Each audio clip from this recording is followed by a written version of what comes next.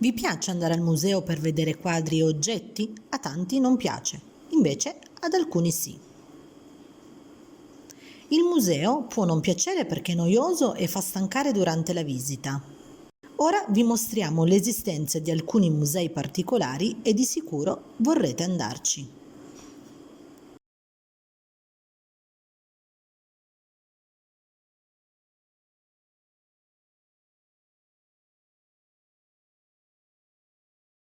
In Croazia, a Zagabria, c'è il Museo delle Relazioni Interrotte. All'interno c'è una raccolta di vari oggetti appartenenti a coppie che si lasciano. I regali fatti vengono conservati in quel museo con l'obiettivo di custodire i ricordi, perché cancellarli e buttare via tutto dopo aver passato momenti belli? Ci sono oggetti comuni come lettere, cartoline, biglietti d'amore, pupazzi. Ma non solo, ci sono anche oggetti particolari, ad esempio un ciuffo di capelli, scarpe, una bottiglietta che contiene lacrime e un'ascia. Perché l'ascia? Una coppia si è lasciata e uno dei due per rabbia ha fatto a pezzi i mobili del partner. Poi la stessa ascia è stata donata al museo. È interessante. Ogni oggetto è accompagnato da una storia che racconta il suo significato. In India, Nuova Delhi, c'è il Museo della Toilette. Toilette è uno spazio che mostra l'evoluzione del gabinetto dal 2500 a.C. a oggi. Ci sono diversi modelli, ad esempio il vatere a forma di trono o pieno di pietre preziose. C'è anche quello con decorazioni o quello moderno giapponese che ha comandi elettronici. Lo scopo del museo è quello di dimostrare che l'invenzione del gabinetto ha influito positivamente sulle nostre vite, migliorando le nostre condizioni igieniche.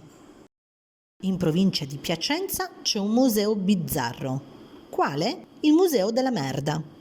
Non è una cosa ironica, lo scopo dell'apertura del museo è molto importante. È possibile riciclare la cacca, utile per ridurre l'inquinamento, perché può produrre tante cose, tra cui metano, concime per campi di coltivazione, materia per mattoni e intonaco per le costruzioni, eccetera. Il percorso della visita è molto interessante. Vengono mostrati esempi di utilizzo dello sterco nelle antiche civiltà, per la costruzione di architetture, nell'arte e anche nelle ricerche scientifiche. Si parla anche dello scarabeo stercorario, simbolo del museo. Molto utile e considerato sacro dagli egizi. C'è anche l'esposizione della cacca di dinosauro. Tutto quanto è molto interessante, ci fa capire quanto valore abbia la cacca.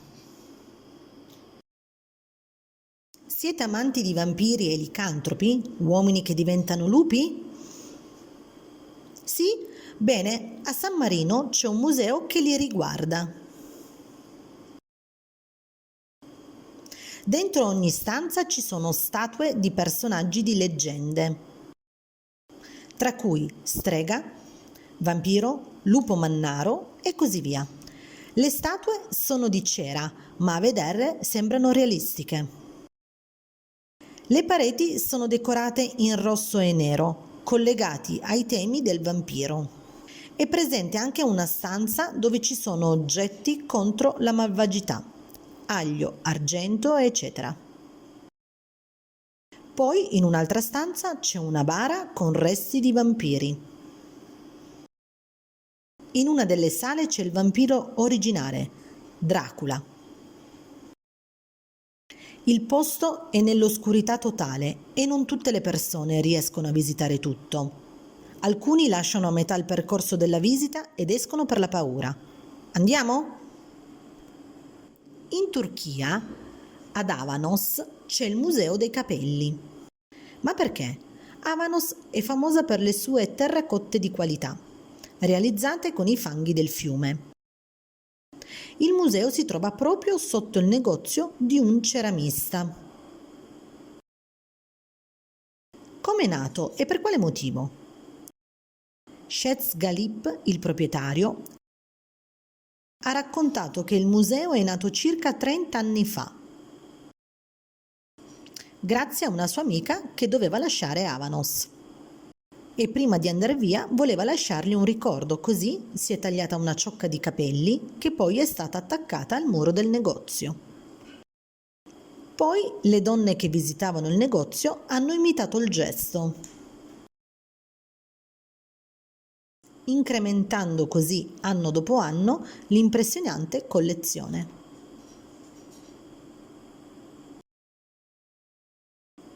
Ecco come è diventato un museo. Ogni ciocca di capelli è accompagnata da un bigliettino con il nome e l'indirizzo della donatrice. Non è tanto bello perché sembra un posto tipico dei serial killer. A Parigi c'è un museo insolito che si chiama Musée des Segauts. Cos'è? Si fa una visita alle fogne. Adesso non sono più in uso e sono state trasformate in un percorso turistico. Il percorso comincia da un tombino situato nei pressi del ponte dell'Alma. Si scende e si fa la visita nei sotterranei di Parigi. È lungo chilometri e chilometri alla scoperta di misteri e storie. Questo museo è unico perché di solito è difficile visitare i sotterranei di altre città. A Parigi è possibile. Il posto è umido e maleodorante, ma secondo molti ne vale la pena. In Islanda, a Reykjavik, c'è un piccolo museo dove c'è la collezione di peni. Sono esposti 280 peni di animali, ma c'è anche un pene umano, donato da un cittadino islandese alla sua morte. Si possono notare le numerose differenze. Sono dissecati e conservati in formaldeide. Tra i vari esemplari, il più grande appartiene a una balena, lungo 170 cm e pesante 70 kg. Invece quello più piccolo appartiene a un criceto, che è lungo 2 mm. Non sono esposti solo peni veri.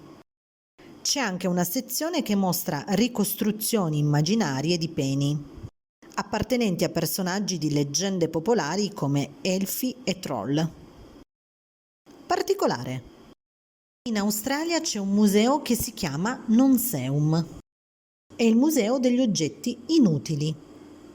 Il titolo è chiaro, dentro il museo ci sono delle invenzioni considerate inutili. È stato fondato nel 1984 e attira circa 100.000 visitatori all'anno. Le persone ci vanno per curiosità e alcuni li considerano un'arte.